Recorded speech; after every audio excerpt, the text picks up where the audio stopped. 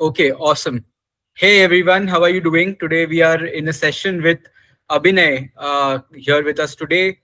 Today we are going to be talking about a very interesting topic, right? Like how do we future-proof our career, right? In tech especially. Like because tech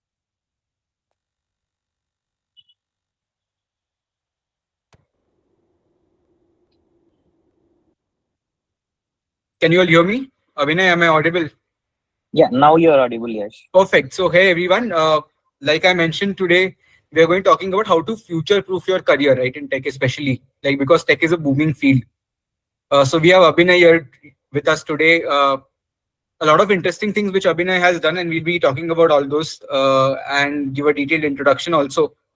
But before that, let me quickly introduce myself. I am the head of admissions and strategy at Scalar School of Technology. Prior to being a leader at Scalar School of Technology, I was an AI entrepreneur, built my own AI company, raised close to $700,000 from founders of Book My Show, Ycom 18, IIFL Wealth, and other institutionals. Uh, Helped over 150 companies solve their hiring with AI, right? And before that, I'm a graduate from London Business School and I am Calcutta. Come with a complete management experience, absolutely zero coding experience, but built a tech company. So that has been my background. And here we have Abhinay with us, and I think he has done some amazing things, right? Like he has worked at some of the best companies. I would let Abhinay do the deed of introducing himself and telling us little more about his experience in depth. So over to you, Abhinay. Yeah, hey Yash. Hello everyone. So I've been graduated in biotechnology engineering in 2014, and I have around like 10 plus years of experience currently. And when I started my career, I started as a manual test engineer, then slowly transitioned myself into automation test engineering, and then to development. And after by the way, like I'm a Scalar alumni, and I have taken the course after completion of the course while I was working at Geo, and I was able to get into Microsoft after completion of the course, and I have worked at Microsoft for 1.5 year. Then after that, I'm currently working in Oracle Cloud for the past 2 years. Fantastic. Abhinay, just to tell you, right, like a lot of students who are going to be watching this are like 12th graders, 11th graders who are like very confused about what I want to do in future, right? And for these students, like the way we have painted things around, right? Like engineering is the only option, right? That's what everybody in India thinks, either it's engineering or medical. But obviously, as from a very conventional standpoint. So want to understand from you, what do you think, right? Like, okay, if not tech, then what do I do? What are my different career options according to you, if not tech? Because everything is becoming tech enabled, right? What else can I do? Yes. So it depends on the skill sets, right? So there are various factors. So first thing that I can think of is like the interest and passion. So not everyone is like naturally basically inclined towards the tech or engineering, and people are passionate about arts, humanities, social sciences, businesses. Like if they are really interested in those aspects, like if they pursue careers in those fields, they'll have higher fulfillment. So that's one thing. And apart from the skill sets, right? So apart from tech and engineering, like it requires like creativity, communication, critical thinking, empathy.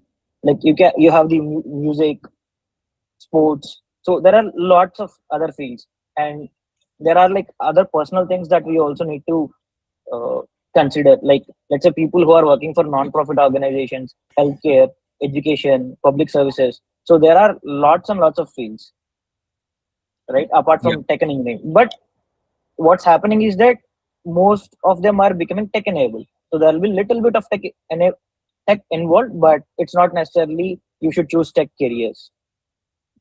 Perfect. I think I completely agree, Abhinay, right? And I remember like when I was at my master's at London Business School, what they told me, right? Your essential ideal career is something you are passionate about, what you are good at, right?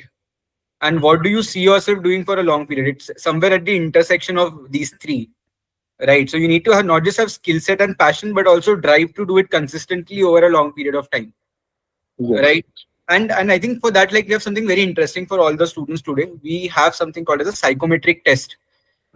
Because while choosing your career, right, you need to know and become more self-aware about one, what you're good at, second what you're passionate about and what drives you, right? That self-awareness is something is very important, right? I'm very sure, like between you and I, we got this self-awareness quite later in life, right? But if we have an opportunity that these 11, 12 graders who are seeing this today can get this opportunity right now, it can be more than fantastic, right? So everyone wait until the end of this session, because at the end of the session, we're going to have a psychometric test for all of you, which will help you actually define and determine what your ideal career path should be like.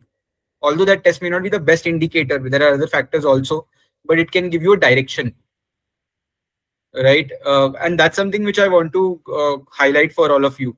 I'm already getting a lot of questions around how to make more and more money. CS is the only option to make more money, and we'll come to all these questions. But before that, I want to, maybe understand from Abhinay, right? Like Abhinay, you mentioned you did biotech, if I'm not wrong, right? Like you have studied biotech. Yeah. So in India, I see that there's so many branches of engineering which have come up, right? Like, and I'm very sure you also in your time have evaluated all these branches. So could you shed some light on what are different branches of engineering exist today? Like apart from computer science, which is like the holy grail of all branches.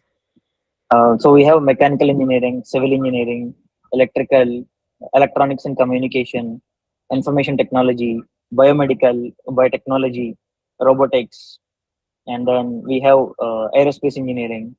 So we have lots of branches, chemical engineering. So these are different engineering degrees that are available currently in India. No, I think fantastic, right? And I think one thing which we have missed out on as in Indian education, right, is we treated computer science as a branch, one of the branches, without realizing within computer science there are so many sub branches, right? Like you mentioned, like there is AI, there is ML, there is potentially like blockchain. Like there are so many sub branches which have come up within computer science. Would love your thought process around what do you see across, what are the different type of branches or like specializations which according to you exist within computer science, or you have seen different teams at Microsoft or a Geo.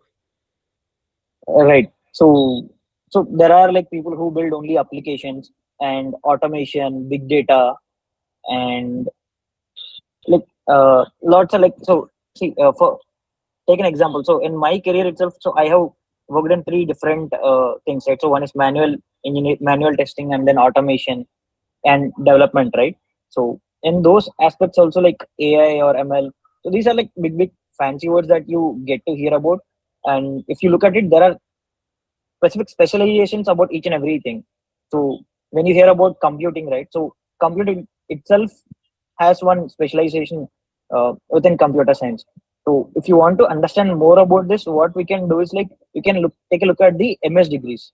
So MS degrees offers us the niche in any specific engineering. So even in chemical also there would be niches. So if we take a look at the MS courses, then we can understand. Okay, so engineering is like they have on a broad level they'll have all the topics, but when we go for higher education, then we will be doing in depth. So now what has come up is that like past couple of years, why not make a specialization along with the existing computer science or like anything, right? So that's where now we are seeing like more and more engineering.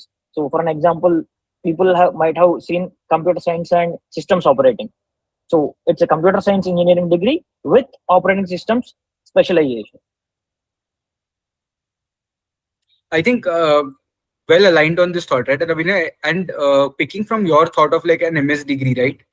At Scalar School of Technology, we have embedded this philosophy in our education here, right? Like, so our 4-year undergrad program, first 2 years is where students typically like master like a web development, or data structure algorithms, or like CP, right? They focus on these three key foundations. Third year is they actually go for an internship. So entire year they're getting practical work experience. And fourth year, they come back to do their MS from Wolf University, which is a European accredited institution. They do an MS in computer science, in which they have specializations in AIML, algorithmic trading, which is very new in India. They typically also study like MangTrack, which is your advanced data structure algorithm, which I'm very sure like is something which you also potentially have studied, like the advanced DSA for your Yeah. own interviews, right? So that is something which is there as a part of our program. But the most important thing is, right, how should someone, according to you, choose their career path, right? Because Opportunities are plenty, career options are infinite. How would one discover, like according to you, would love your thought process on this. How should one go around by thinking ki, okay, I think this is the right career path for me. How should I arrive at this conclusion? What should be my step-by-step process Okay, behind this? so there are a couple of things that comes to my mind. The first thing that comes to my mind is that the long-term satisfaction. Like when we choose a career which is aligned with our interests and skills, there is more likelihood of having that higher satisfaction and then fulfillment in our work-life balance also, right? So that's one thing. And we also need to consider about career growth and opportunities, and also the financial stability. So if you pick a career that is well chosen right now, what can happen is that our financial prospects and stability will be better in future, and also we can kind of build up our professional network from the start itself if we choose the right career path. So let's say if I had a chance again to do it, so I would have picked computer science. So initially, I thought of I might be better aligned for biotech, and then I have taken it. But then I later realized that here in India we don't have much opportunities compared to abroad. So if if I was focused completely to do in biotech, so my option would have been to go to Germany. There are plenty of options. So now what brings in is that, so if I go to Germany, like I should stay there. So I would be kind of disconnected from parents, all that stuff, right? So like personal values also we need to take into consideration. If I had known this, I would not have taken this particular engineering. I would have picked something else, right? And then some of the careers are like impacting on the society, like healthcare, education, right? Like civil services. So if people are aligned on those streams, like it's better to take those streams. And I absolutely align. And you know what I think, right, on this is when I was looking at my career options, right, like when I was deciding what I want to do in life, one very interesting thing to do is, right, by try it out, do it and see. So Yeah. for a simple example, I was looking at finance as a career option, obviously a management graduate. What I did was I looked at an annual report of a company, and my job was to sit and like spend and do a thorough analysis of it for like 1 week, every day, 8 hours. I got bored in the third day. That's when I realized finance is not meant for me. And I think I recommend everybody to do the same thing. If you think that this is one career path, let's say a computer science, let's say a mechanical, whatever you think, right?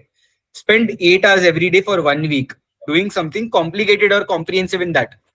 And if you are able to successfully go through that entire week by doing some tangible contribution or tangible work, then I think that may be a career path for you, right? Because it also means that you have some inclination that you're stuck through for like 40 hours a week, right? 40 hours doing that one specific problem statement or one specific area, like where you want to build your expertise in.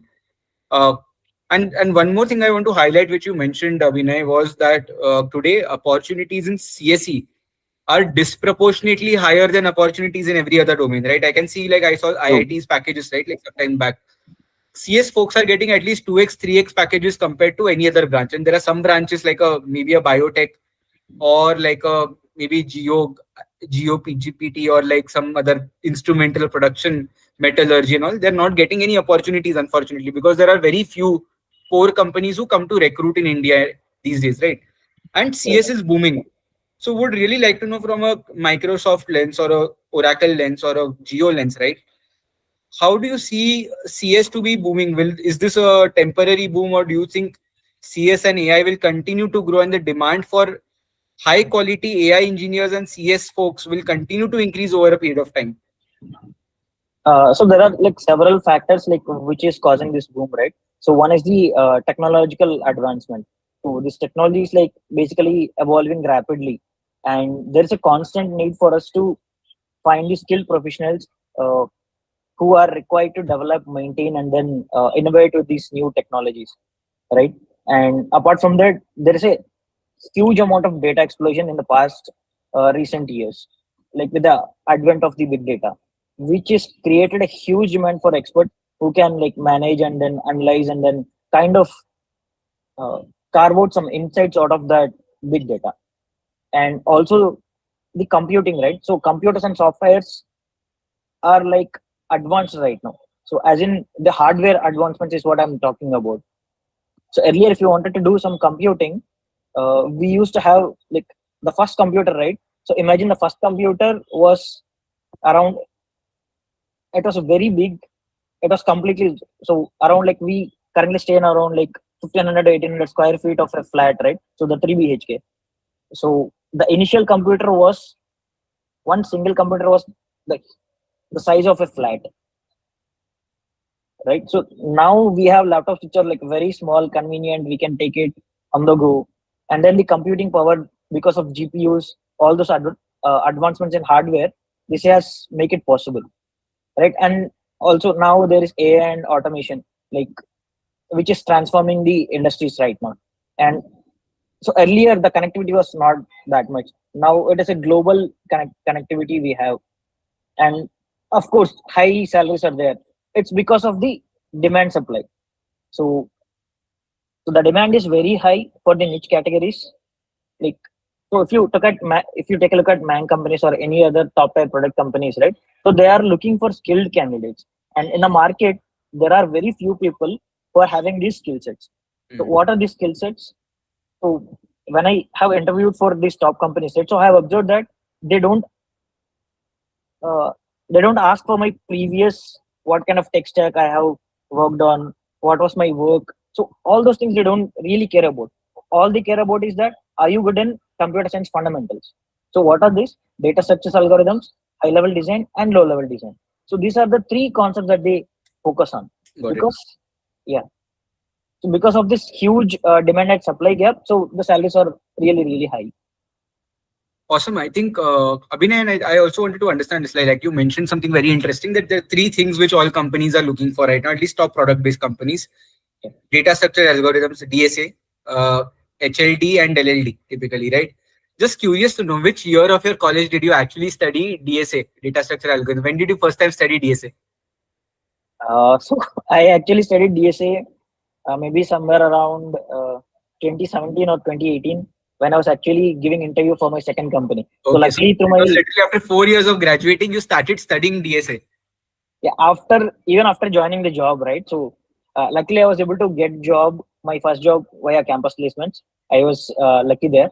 So there they didn't ask any DSA. So so I had to study when I was switching from my first company.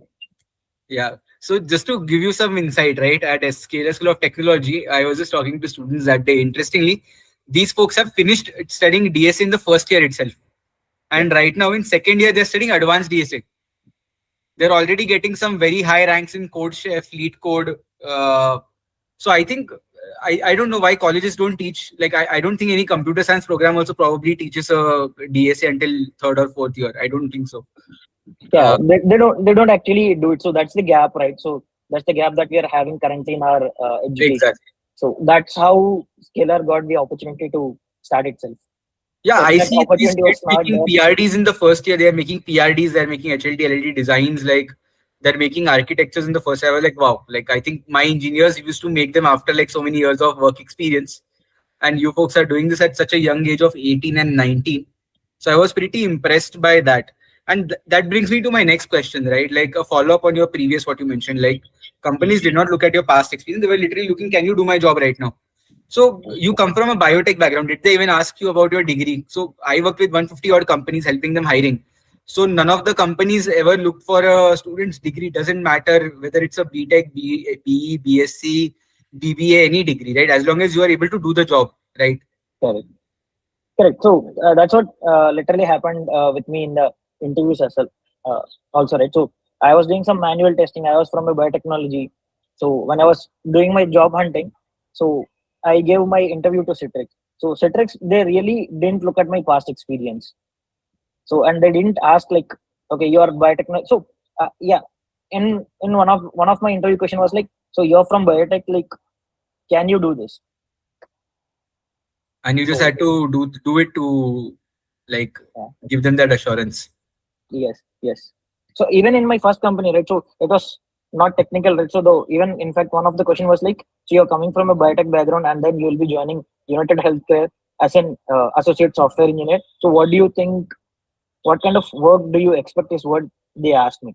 When I told them, like, see, even in healthcare also, we use tech. Where exactly we use tech is that, let's say, we have a doctor who is prescribing medicines, and the patient might be allergic to some medicines. So the doctor may or may not be aware of those things, and that's where this United Healthcare will come into picture. Like, they create forms, and then they track the patient's history of the data, and then once the doctor punches in the patient name, maybe he can see that, okay, this patient is allergic to this medicine, so I shouldn't be prescribing this. Or it can Absolutely. basically reinforce the doctor's analysis or thought process also. There is in fact a very interesting company called Suki in USA which does this exact same thing. It was started by ex Flipkart CXO. Uh, One question which has come on the chat very often, right, is computer science degree valuable? Like I will, and I have a very strong opinion on this. No degree is valuable in tech, right? It's all skills. So that's why it brings me to my next question: degree versus skills.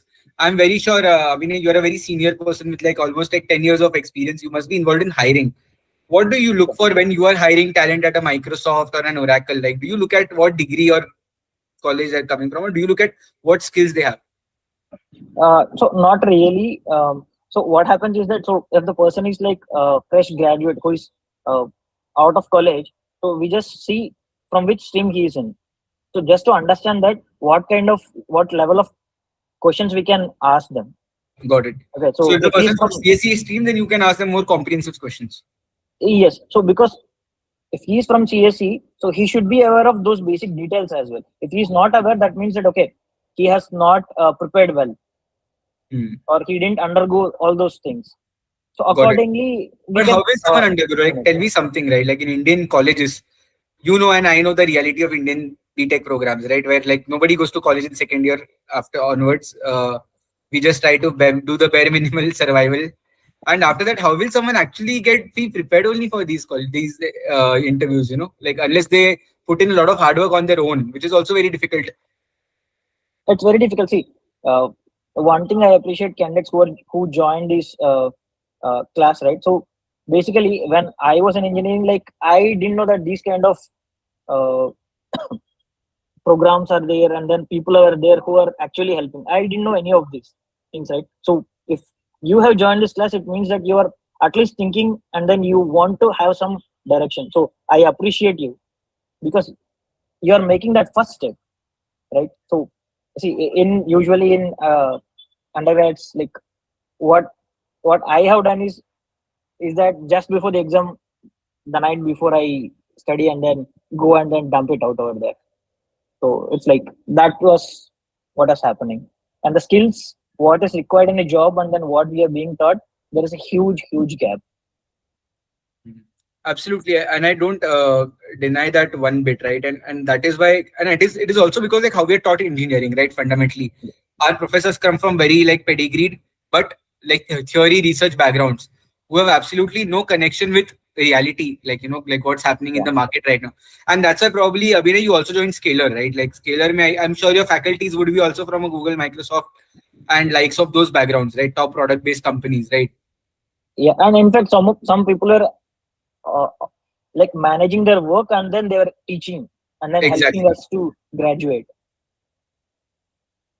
So that brings me to my next question for you, and I'm just looking at chat for all the different questions, right? Like, mm,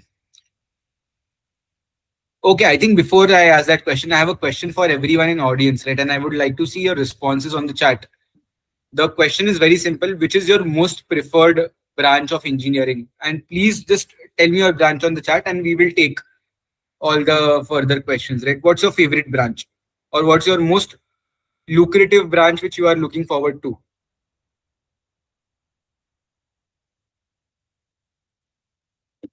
I think the answer is CS. That's what I'm seeing right now. And I think demand for computer science is also increasing. So, very interestingly, 2, 3 years back when I was just starting out my company, we were using GPT-3, okay, to automate hiring processes. In suddenly 2023 and 24 mid, like this 6 to 8 month period, or like 22 end or 23 mid, like suddenly you are GPT 3.5, GPT 4, GPT 4.5, GPT 4.5 turbo, GPT 0. GPT Enterprise, Llama, Anthropic, so many different type of models with their own like own contexts. Like some had larger context windows, some had smaller. Like it evolved so rapidly that my engineering teams were struggling to cope up and constantly upgrade themselves, right? And I think if this is happening with people who are in workforce right now, what will happen to colleges, students who are studying in colleges, those same books of 2000 and 1990s? How will they be able to advance so rapidly? What is your perspective on that? Like, how should I keep myself updated and keep advancing as a 12th grader? So that's the challenge, right, that we have currently in the market. So one thing is that you can look at your seniors, what they are doing, and you can get suggestions, or you can join a better program by researching about the program. Like, okay, how well is the program in the current market, and what kind of skills are they teaching to us? So once we understand, then we can make a choice, right? So it's not like once after you join any course and then it will be done and dusted. So even right now, since you mentioned, right, so GPT, it's all changing. So it Yeah. happens with it happens with us also. So prior to OCA, when I was working at Microsoft, I was working as an iPhone mobile developer. But now I'm working in complete cloud backend. So I had to learn different technology right now once I switched. So it's different domain. So there is a constant need to upskill ourselves. So how well you will manage, right? So that will define you. I hope that answers the question. Absolutely. I think that's a very great answer, right? And I'm seeing what kind of questions I'm getting, right? Like, okay, now everyone's on computer science. Everyone is aligned on computer science. One question, how do I start? How do I start coding? Okay. So the simplest thing that you can do is like learn any object-oriented programming language. So that's the first step that we need to take. So once And you what is understand the it, object-oriented programming language for like layman's like me? okay. So it's all about, so in the computer it's all about zeros and ones. So imagine there are like transistors, all those things, that the hardware is there. So how would you even tell a hardware what to do? Let's say take a simple example. What is 2 plus 2? We know that 2 plus 2 is 4. So how would the computer or system understand what to do and what is 2? How would it even understand? So for that, all we do is in binary, zeros and ones. So what is 0 and what is 1? So there's a current that is passing. So if the current is passing over a transistor or an electronic device, consider that as a 1. And if there is no electricity passing, then understand it as 0. So that is 1 and 0. When the current is there, it's 1. If it is not there, it is 0. So now the CPU, what it understands is that, okay, when a signal has been passed with the power, it is 1. If there is no power, that means 0. So now all the numbers, all the characters, so all the numbers are transformed into 1 and 0. Even any of the names, so let's say my name Abhinay, so the letter A would be defined in some notation of ones and zeros. So computer only understands ones and zeros, right? So the 2 plus 2, so it will understand this is 2 and this is 2, and we need to do a plus operation. So for that plus operation, we have different signals. So that's how systems understand these things, and then they go ahead and then do the operations. But we don't. So this is like basic level. But see, if we start thinking about ones, zeros, adding up them up, and we'll go mad. So for us to understand, there should be some kind of a language to communicate with the CPU. That's a high level language. So there are different languages: Python, C, C++, and Java and all. So these are the languages. So once we have a language, what I'm saying is that we should pick a language which is having object oriented. When I say objects, uh, let's take a class. So class is nothing but, let's say we have a fine print. So we have blueprint of our building or of an apartment. So that's how it is going to be built, right? So in software layman terms, it's like for Java, there's a class, something called as a class. That's the blueprint. Based on that blueprint, Java will be creating some kind of objects. So those are the objects. It will be interacting inside the CPU based on these ones and zeros. So we need to pick object-oriented language. Got it. I think this was very detailed and super helpful for everyone. One question which people have is okay, and I think it's a three-part question. One, Okay. how was your day in a life at Geo? How was your day in a life at Microsoft, and how is it now at Oracle? And how were all three very different? Uh, so all three are Sorry for that, but I think it's a public demand question. I have to take it. okay. So all three are different companies, and then the work related when it comes, they are different and then same at the same time. So what I meant by that is like they are in different domains. So Geo, when I was working, it was an e-commerce domain, and Microsoft, it was a security domain, and Geo, it is completely in cloud. So domains are different, languages are different, but the work that I do is more or less the same based on these computer science fundamental skills. So let me give you an example. So you go to a library, I'll give you a book name. So how do you find that book in the library? For an example, what you can do is that let's say if it is a novel, you can go to fiction novel or different genres, horror, and then so if it's a horror novel, you go to horror section and then keep scanning the books in the horror section and then find it out. So that's one way. Another way is that you go. So usually, most of the times, libraries are organized based on alphabetical order. So you go to that particular alphabet and then start searching in that particular section, right? So the basic and brute force way is that you go to library and scan each and every book that is there in the library, and then you can find the book. So the three ways are different, right? But the time that will take for you to find that, figure out where that book is and then obtain that book will be different. Because if you know that it is in alphabetical order, you will go to A, and then inside A again, if there are subsections which are again alphabetically ordered like a dictionary, you go to simply and then you pick it. So that's how you do it, right? So this is what an algorithm is. So in layman terms, this is what algorithm does. We try to pick the basic simplest approach which is efficient for us. So that was the expectation for me in all these three companies to do it.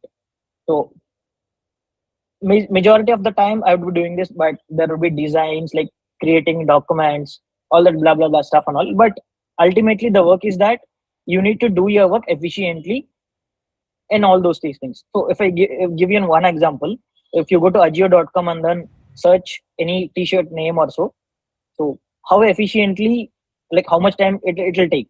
So while you're doing the search, how much time it will take? How do I improvise the algorithm there in the back end? So that's one of the work that I would have done. And onboarding the vendors, so their merchandise, how quickly they'll be able to onboard all their stuff into Ajio.com. That's one thing. And when it comes to Microsoft, and I was working as a like mobile development, right? So what kind of, so if you click any link, like how do I analyze that if that link is safe to visit or not?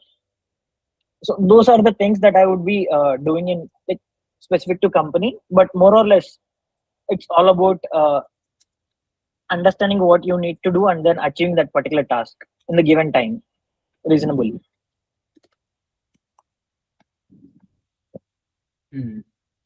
Quite interesting. One question which all students are asking is, what are the different career options in computer science? Like full stack development, some students are saying full stack, some people are saying like soft SDE. Can you tell us like some 4 or 5 different career options which exist today, and like maybe detailing out on like what are the skill set for each of these? Okay, so SDE is software development engineer, so who will basically mostly developing the applications. For an example, common known website is Book My Show, right? So Book My Show, for it to work, there is a front end, there is a back end. So SD, within SD, there are again different streams like front end developer, back end developer, full stack developer. When I say full stack developer, they will be coding both the front end and the back end. So this is with regards to SD. And so that's the reason that like there's a stream called as like full stack development and all. And there is cloud computing. and also there is like gaming, and we have robotics, IoT and robotics career paths, and we also have artificial intelligence, machine learning, deep learning. So these are some of the things that I can think of right now. Mhm. And what are the skill set required for each? Like full stack development, I know there's web development, front end, back end, one stack typically is what we see at large scale. Correct. For being a SD, data structure algorithms, but what does day-to-day work look like? What kind of problems are you solving as a with DSA? So these are the fundamentals, right? So I was talking about, right? So I have given you a very random example, like finding a book in the library, right? Let's think of okay, we can play a game. Okay, so can you think of a number in between 0 to 100? Any random number that comes to your mind? Okay. You would have thought of it. Yeah. Okay. So now I would guess a number, and what I want you to say is that whether it is higher than that number or lower than that. Okay, sure. Okay. 50. Is your number higher or lesser than 50? Lesser than 50. Okay, it's lesser than 50. So I'm picking my second guess as 25. More than 25. Okay. So it's more than 25 and less than 50. Yeah. Okay. Okay.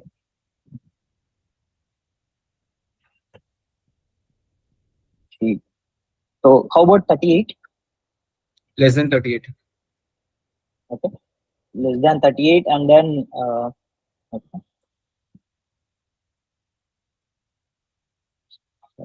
How about 31? Less than 31. Okay. Less than 31.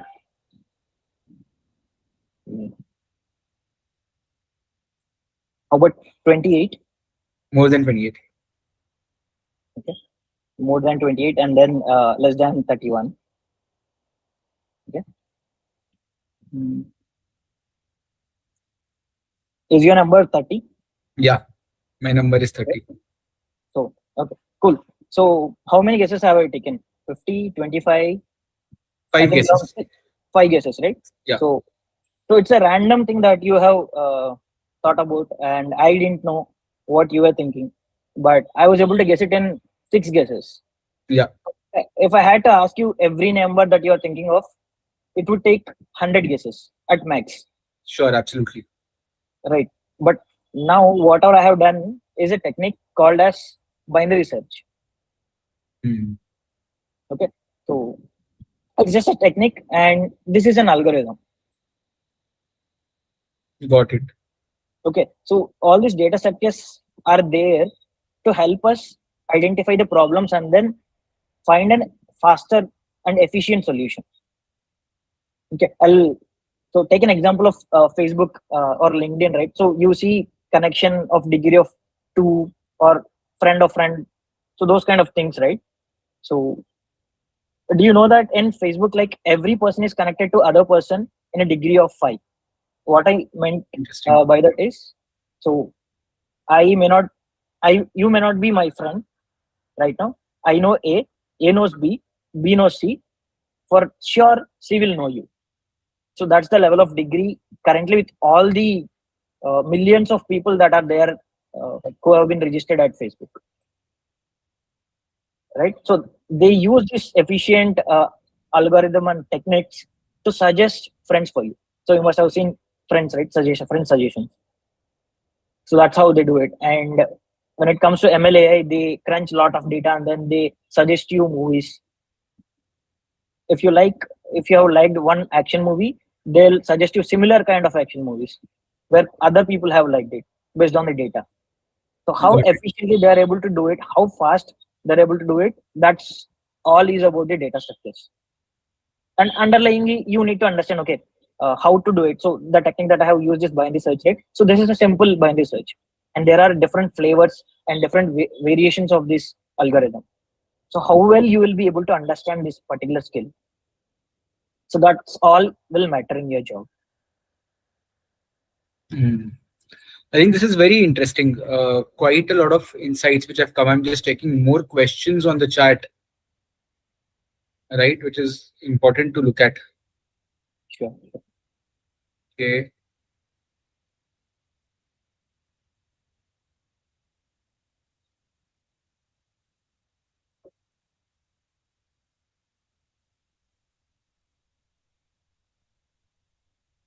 Okay. Okay. I can see a very interesting question.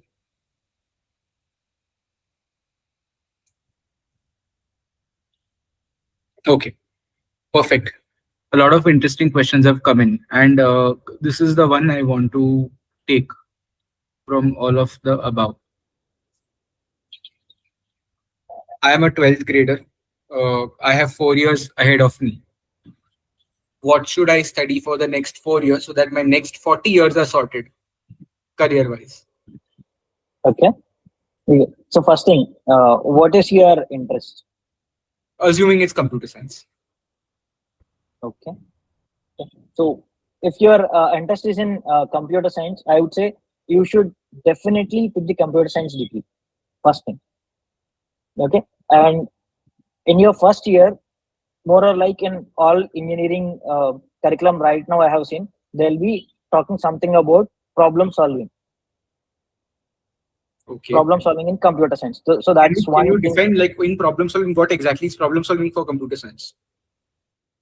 So they'll be giving you. So I have given you this simple addition logic, right? 2 plus 2, what is 2 plus 2 and all, right? So those kind of simple things they'll be starting out.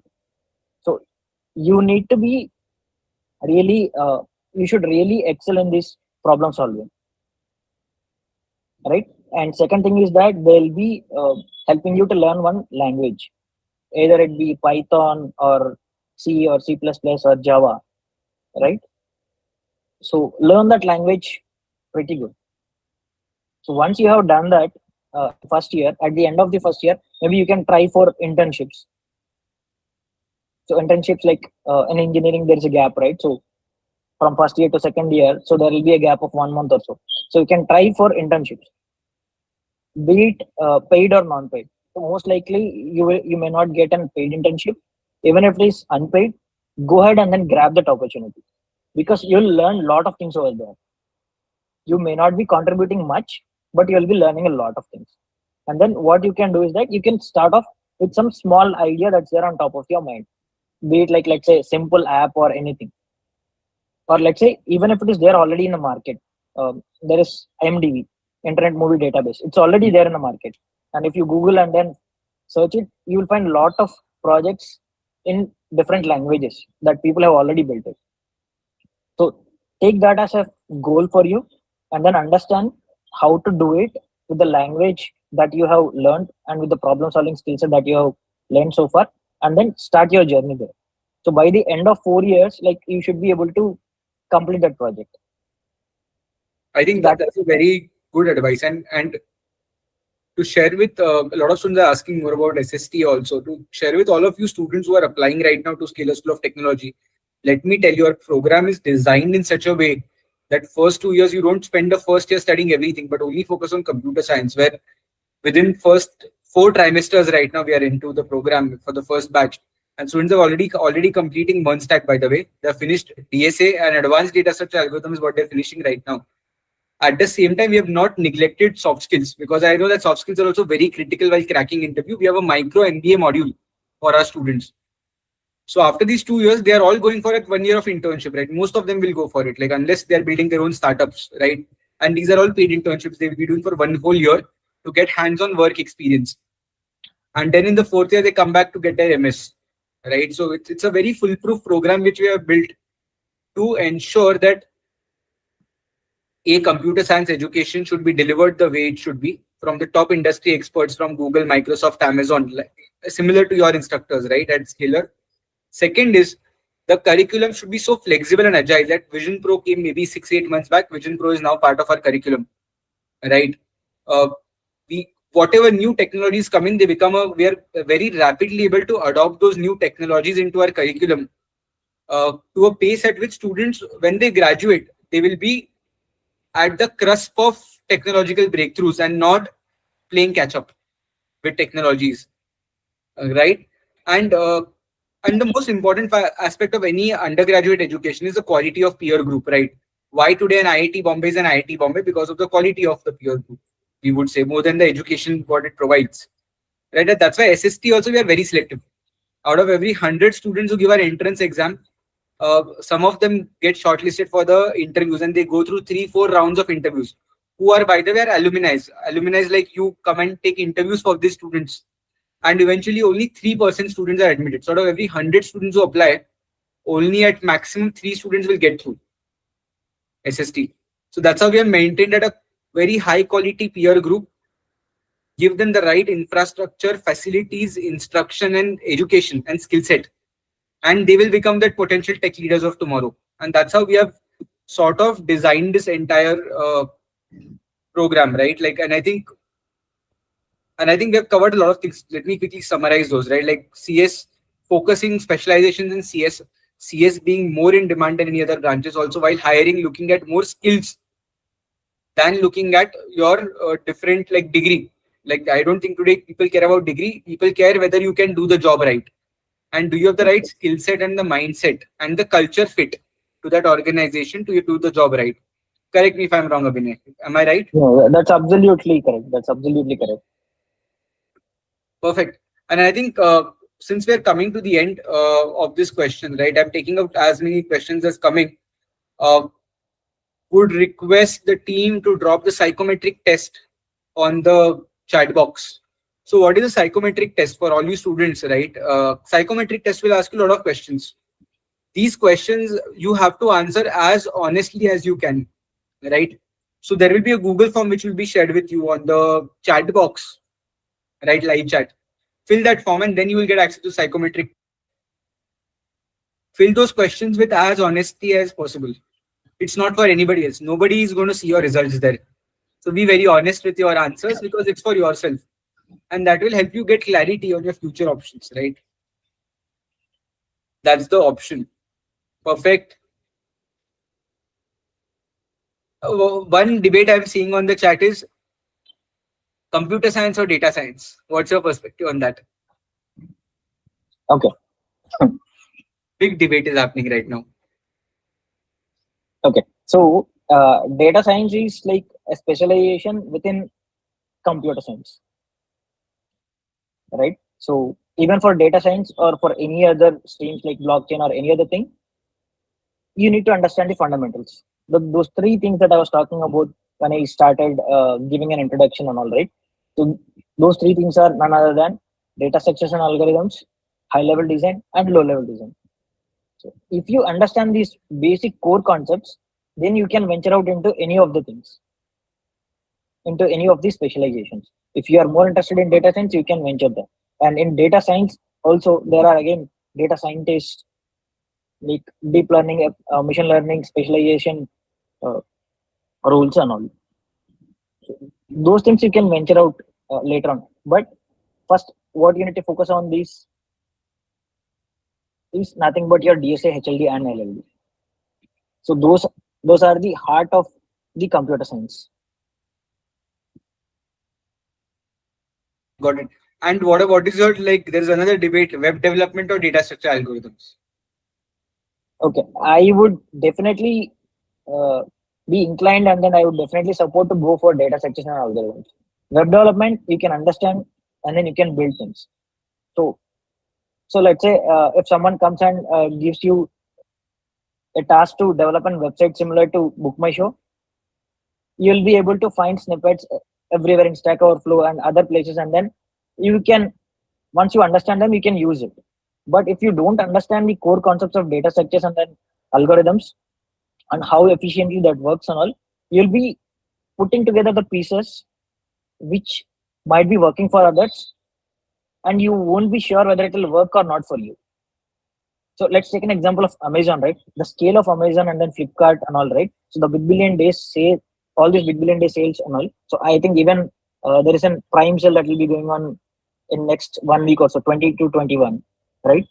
So even in these sales, imagine if the website is down for like 1 minute, they will be incurring crores and crores of losses. right? Let's say you are trying to add a mobile to your cart and then you are trying to check it out. So there'll be lot many hits that will be happening on the website. And if you understand only web development to some extent, and if you don't understand data structures perfectly, your website could be working under normal conditions, but it may not be able to handle the load. So both are important, but my preference would be to first learn data structures and algorithms, then you can start learning web development. Understood. I think we have taken up most of the important questions that were there. One thing which I think we need to last answer is,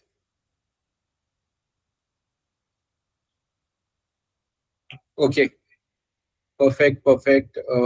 I'm just looking at questions. If you can just give me a minute. Is Scalar School of Technology only for computer science? The answer is yes, because computer science itself has so much depth and so many subfields and subsections. We believe that being a standalone institution for computer science, especially a tier one institution for computer science, is very important today with the growing demand for computer science folks. Uh, One thing which everybody is asking is, okay, I think we've covered up everything. Last, what we can maybe cover up in next 2 to 5 minutes is, what are your top 3 advices to these 12th graders who potentially will become the engineering leaders of tomorrow? 3 pointers, like very candid, raw feedback, which retrospectively you would have had when you were in college. Okay. So one thing I would suggest is like pick anything that you like first, and then focus all your 100% energy in that particular thing, so that you will excel in that particular aspect. So discuss with your parents. So let's say if you are more interested into music and then you go ahead and then start doing some engineering degree, it may or may not work out well for you. So if you look at stand-up comedians, right? So what if you look at their background also, most of them, they would have done some or the other degree, and then they don't do jobs, but they come and do their passion, which is nothing but stand-up comedies, right? So I would urge you to understand those things well before venturing out and then putting all your energy and efforts into any of the degree. Yeah, I think that's a very good advice. Consistency is the key, is what I believe, right? Whatever you do, be consistent and do it over a long period of time so that you get expertise in whatever you are doing, right? So, and I think that is very important. Yes, that 1% you improve every day, right? So it will take you to new heights. And it compounds, right? These results specifically compound, is what I think. Last question, which is my curiosity. All questions from people are done, and then we'll close for the day. What trends do you see in AI? What do you think is the next big thing coming up, which is not there yet, but you foresee that it might come? Okay, so not exactly so. So trends today, whatever is there, right? So tomorrow it will change. So Correct. what we need to do is like, so understand whatever is going on and then keep up. That's the only thing that we can do. Do you see there are any new technological innovations that are on cusp? They're not out there yet at the large mainstream, but it's happening somewhere in a, like maybe a small lab somewhere else, or like a small research R&D wing at a OpenAI or Google or Microsoft or So Oracle maybe. yeah, so those kind of R&D things, it will be going on. It's an ongoing process, right? So Yeah. how would you even know that that's the next big thing? Right? So ChatGPT came in, and then so we got on that. Okay, this is really good and all, right? So it's not like ChatGPT existed in single day, right? So it was there for a couple of years. So something triggered at some point, it exploded. So if you can understand what is making those things as exploding, that will help us much better. It's not like, so what I have seen is that like people, they want to innovate and then do things and all, right? So when we talk about this entrepreneurship, innovation and all, what people think is that we need to think of something which is new, which is not there, and then nobody has done it yet. So that's not always the same. So I'll give you an example. So I attended one of the Medford Dev hackathons. Okay, that was conducted like in three countries, India, Israel, and another country. I don't remember the country name. It was like 7 8 years back. Okay, so the challenge was that poor people in India, kids, especially below 0 to 1 year old, they are becoming malnutrition, and this NGO they want to solve that problem. Okay, so that was the problem statement. So everyone started doing their own things, and then what I have done, I have developed one app. Similarly, other they have made different choices about their presentations and all. And at the end of it, the winner, right? So can you think like what solution that the winner would have proposed? So it was a very simple thing. Okay, so usually in every household, what they do, they go to a grocery shop to buy things. So they are like not well, like financially they are not that good. So that's why they are becoming malnutrition, right? So they are not able to afford things. So usually these people they don't have smartphones, and then they'll install app, and then they'll track like, okay, today baby is like 2 kgs, at this, like at the age of like 5 months the baby should have been 4 kgs, so this is the diet that I need to follow. So they'll not have that much intellectuality to do all those things, or even if they are having that intellectuality, they may not have financial means to support those things. And the winner of this competition, right, what the solution that he has proposed is that give a weighing machine scale to grocery owners. So usually they'll be there. If it was not there, like the digital meters, like digital 1 kg, 2 kg, whatever you see, right, which can weigh precisely in grams. So that's the thing that solution owner has proposed. Just given simple scale, and then advise the shop owners like, okay, the baby is this month's old and this is what it is. Give them a chart, simple chart, and then correspondingly, okay, these are the steps that you need to follow, and then probably you can then connect to the NGO organizer. That's it. So all people, we went ahead and then we thought of a lot of different things for 3 days, and then finally when we saw the result, like it's basic and then very simple, right? It need not be complicated. You don't need to overcomplicate things. It's very simple. Like I felt like it was very funny when I saw that this was the easiest and then simple thing. I was like, why didn't I think of this? It was so easy, right? So true. Yeah. I think great, fantastic. I think we have covered up a lot of pointers. For everyone who's asking the test link, there is a link I'm sharing on the chat, the live chat, right? For there, it's my name Yash Dandavati. You can see the link there on the chat. From the chat, register on that Google form, and you will receive it over an email in some time, right? Thanks a lot, Abhinay, for taking out a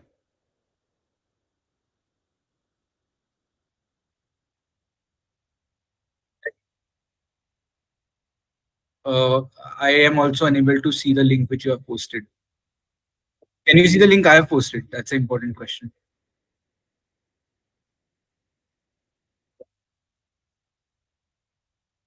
Oh, okay.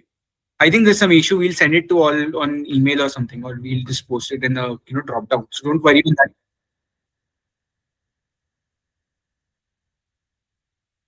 Yeah. So in the comment section after this session, you can see the psychometric test link. Thanks a lot, Abhinay, for your time on a weekend. Really appreciate this, and thank you for doing this for the Scalar community. Looking forward to have you for more future engagements with our SST students also. So thanks for the opportunity. Like it was good discussion. Yeah, I loved it. Okay, thank you everyone for being there today. Looking to see you all and all the best for your applications to SST and also your future endeavors, guys. Have a good day. Thank you. Bye.